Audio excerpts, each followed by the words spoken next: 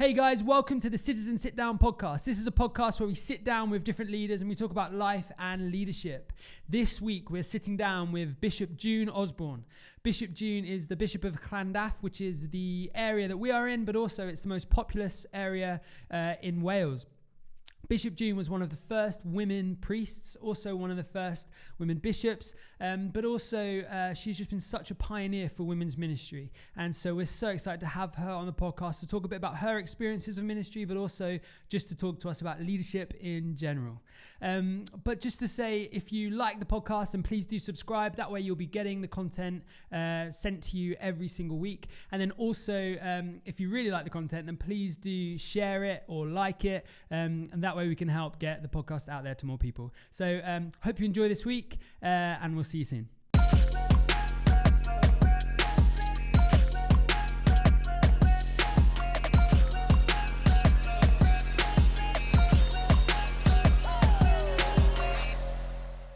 Bishop June, thank you so much for coming on the podcast. It's terrific. If it's okay, I'm just going to jump straight in and we'll... So firstly, for those who are listening who might not know, what is a bishop? What is the role of a bishop? And particularly for you, how many people does that mean you're looking after? How many clergy? How many churches? Can you just give us a little overview? Yeah, I offer the leadership for a diocese, which is a geographical area. But everybody who is an Anglican in that area relates to the bishop. And of course, our life is based in parishes. There are 105 parishes in the Diocese of Llandaff. Oh, wow. And they go all the way from the campus of Swansea University, believe it. Don't tell the Bishop of Swansea. But they built the new campus of Swansea University in my diocese. So from Port Talbot, the big steelworks, Neath up in the valleys, right across the Welsh valleys and the Vale of the Glamorgan. And so we have about 200 buildings and 110 clergy and 105 parishes. Wow. And how many people roughly live in that area? A lot. I think it's about 60% of the Welsh population live in my diocese. And of course, partly that's because we have Cardiff and people cluster around the capital. It's the greatest capital in the UK. Come on, no, it really is, because it's a humane size. It's got all the advantages of a capital city. You know, all the culture. John Lewis. All the the rugby, the politics, everything. But it's a wonderful size, and it's very green. So we have Cardiff, so lots of people gravitate there. But also, of course, Wales, as a nation, has a lot more people living in the south than it does anywhere else. Wow. And for you, I mean, you're a pioneer, Bishop June. So you were the first woman at your theological college. Is that true? It is true. In fact, I went to 2 theological colleges, and I was the first woman at both of them to be in accredited Anglican ministry. And I was the first woman at the one in Oxford. Yeah. Wow. We've had some people messaging some questions, if that's okay. And one of them was around how did you feel called to the priesthood at a time when there particularly weren't many women, or the diaconate? I started life as a deaconess 40 years ago exactly. Actually, I really started because, I thought I needed a decent job after university. So I thought I would be a lawyer. I would have made a terrible lawyer. I've spent my life grateful that I didn't become a solicitor. But I had an opportunity to just pause, and I went to work for a church in the centre of Oxford, St Aldate's. I went to work there for 2 years as a lay assistant. Just in the same way that we give people a chance now to taste what it feels like to be in ministry. I never intended to do it for the rest of my life. And actually, I was so stupid that I didn't even notice that the Church of England really was very ambiguous about women. It really didn't know what it thought about. But, some people had been banging on for 50, 60 years already that women ought to be ordained. And so I was just lucky enough that I kind of came in young adulthood. I just came in at the moment when the mood was changing and the pressure was on to allow women to be ordained. Wow. Another question that someone's written in was, during that time, who was your support or inspiration particularly? Well, I'll always be grateful for the clergy, the male clergy, who gave me an opportunity. Michael Green was the rector of St Aldate's. He took me with him from the Theological College in Nottingham. He took me there and gave me a couple of years of experience of ministry. And there were other colleagues who, I'm still close friends with. And there weren't, of course, there weren't any women role models. Yeah. There just weren't any women doing what I was aspiring to do. Yeah. And so, in a sense, I had to make it up. I had to work out, was I going to try and be like the men in order to prove that I could do it like the men? Yeah. Or were there things where I just had to be different because women were always going to be different? Yeah. How did you navigate that particularly? Trial and error. Okay. I didn't get everything right. Sometimes people probably experienced me as too strident. Sometimes I probably ducked issues because I wanted to be in with the boys. Yeah. And sometimes I met just blatant prejudice. Yeah. I can remember coming out of my theological college, and somebody who's still a friend to this day, actually is another bishop in the Church of England, said to me, well, of course, we're going off to pursue a vocation that God has called us to. You're just going off to do a job. Oh, and wow. that kind of distinction. When I took my very first job as a curate, one day I dropped my payslip on the floor of the office in the church. And the treasurer said to me, as I put it back in my pocket, he said, don't let anybody see that, because we wouldn't want them to know that we pay you the same as we pay the men. Oh, gosh. Now, those kind of, they're glass ceilings, but you walk into them not noticing the prejudice of them. And so it's been really good for me because, of course, all of my life I've been determined that other women shouldn't have the same experiences. And particularly around that with women, you're just an incredible leader in your own right as a leader. Thank you. Have you felt that sense of, trying to combat that sense of, as a woman, you're doing this thing, rather than, as a priest, as a bishop, how have you navigated that kind of label, I guess? Yeah. That's such a good question, because I am not a woman bishop. Yeah. I'm not a woman priest. Yeah. I'm not a woman anything. I'm trying to be authentically me, answering God's call to me.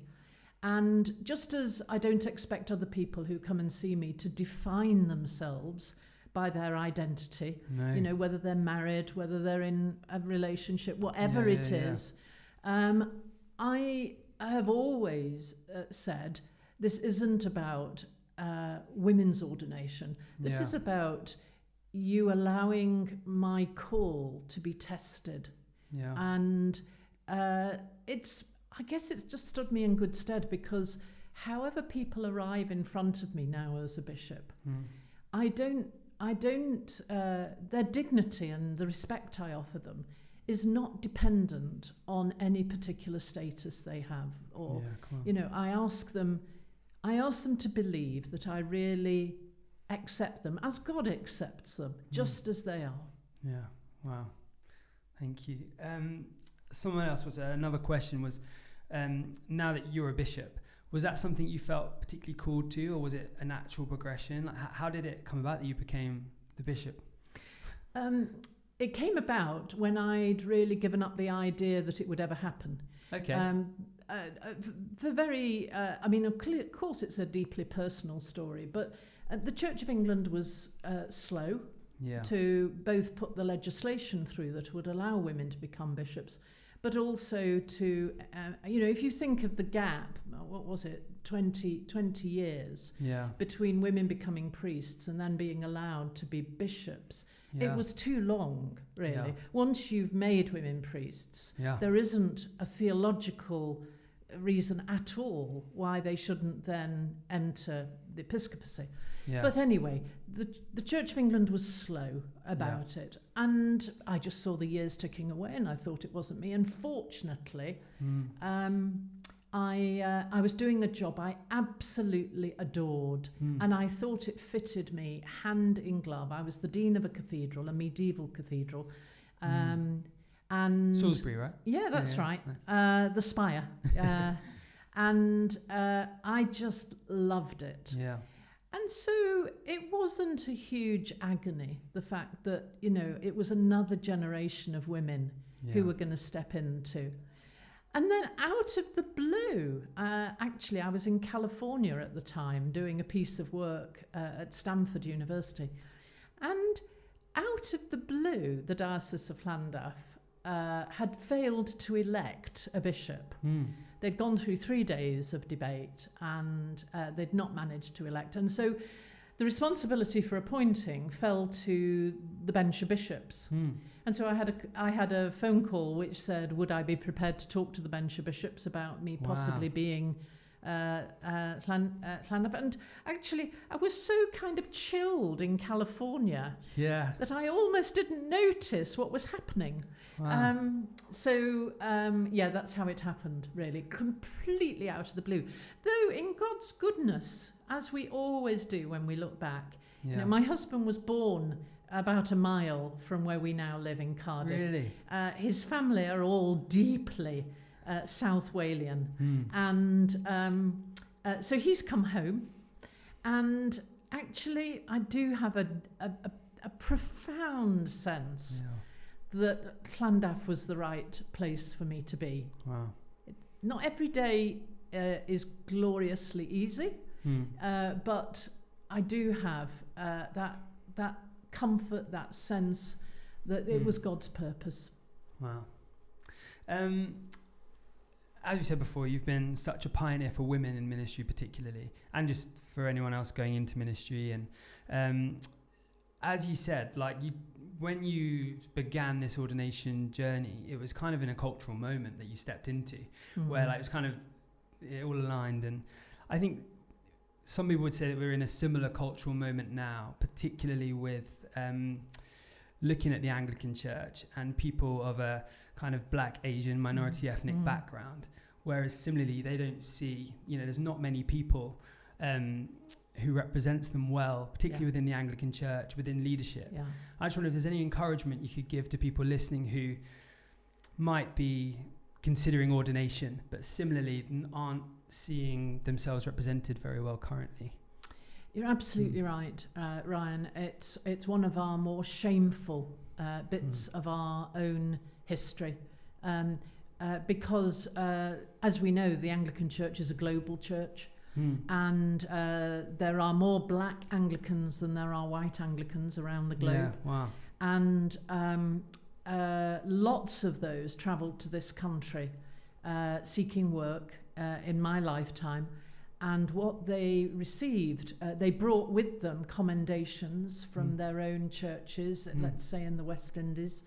And they brought commendations that they were faithful, dedicated Christians. And what they found in the 1950s and 60s was just a cold shoulder from this country. And that is really shameful.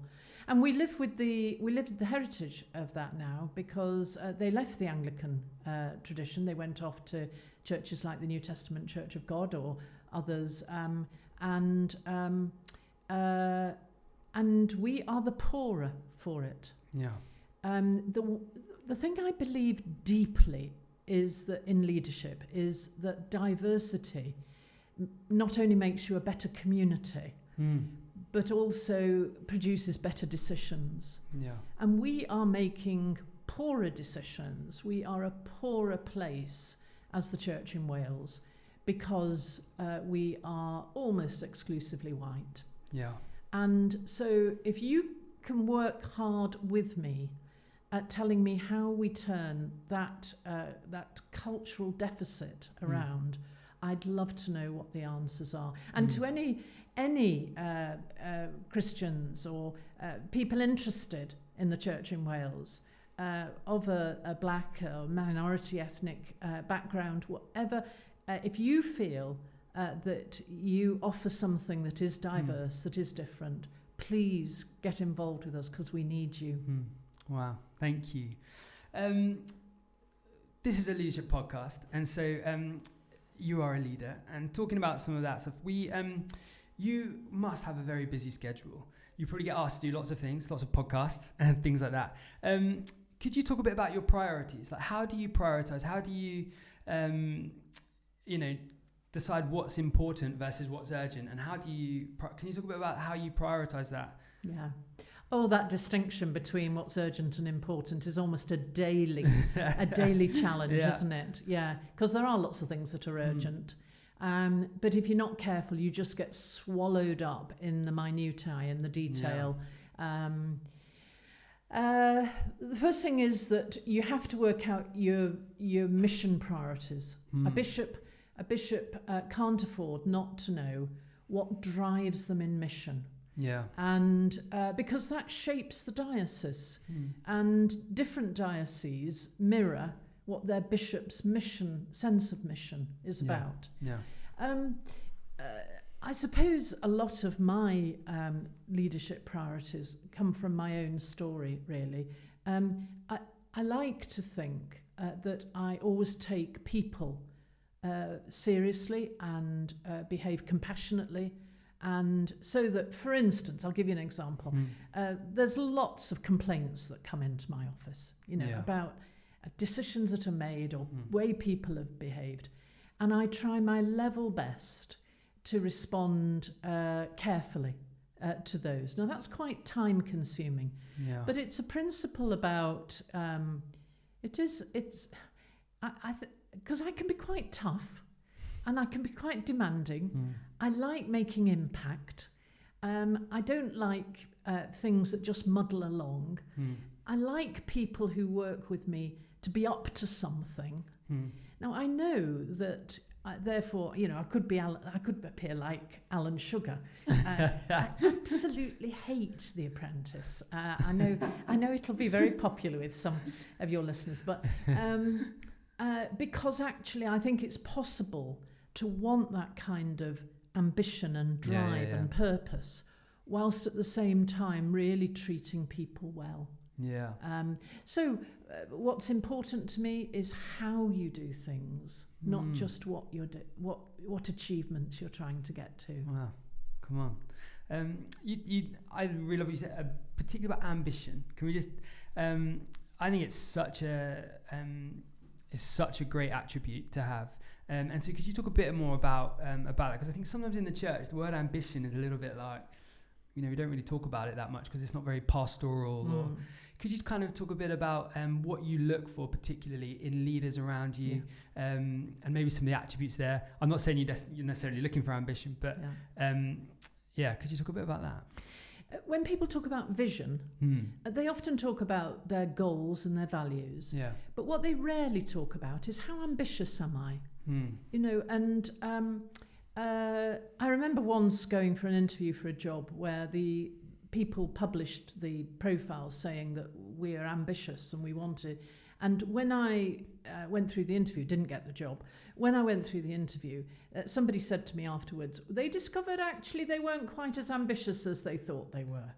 Okay. And I do think that asking the question, how ambitious am I? What appetite for risk do I have?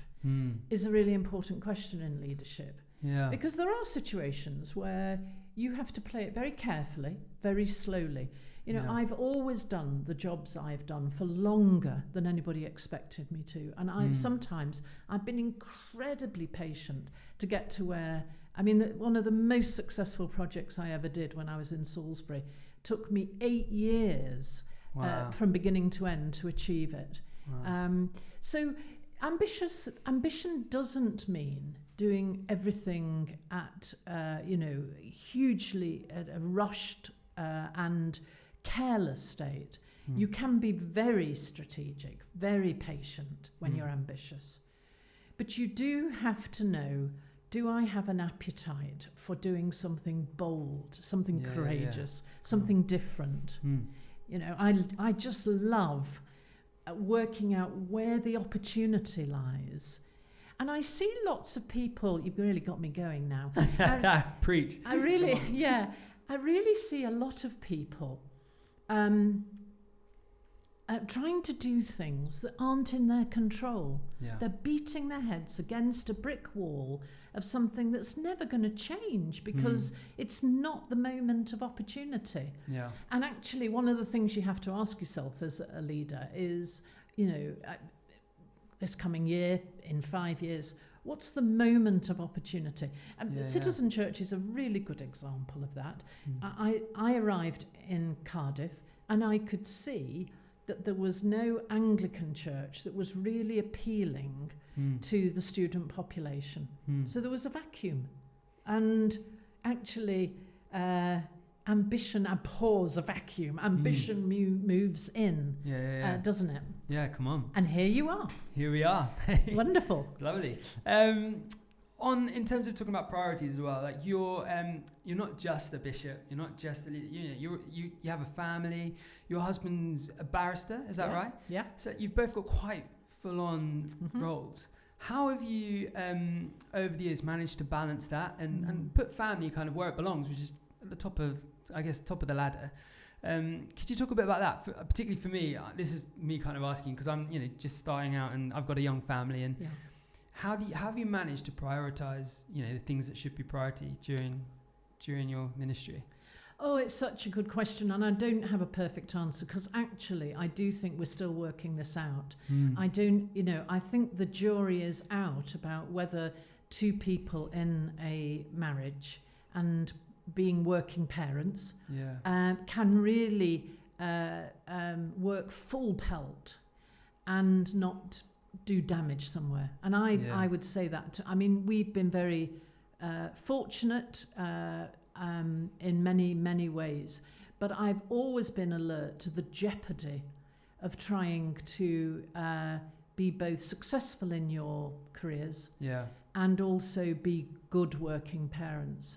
And we haven't always got it right. I'm blessed with two fantastic children. One's 30, one's 28. But, the people they are is really to their credit, not mine.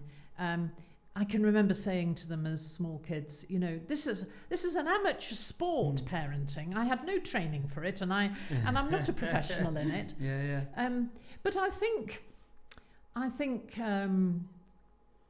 Oh dear, there's no perfect answer except in the end, I think when you get into your 50s and 60s, I'm absolutely convinced that when you look back on what's been really important in your life, you are not going to say, I pulled off that project or I did that case or whatever it is.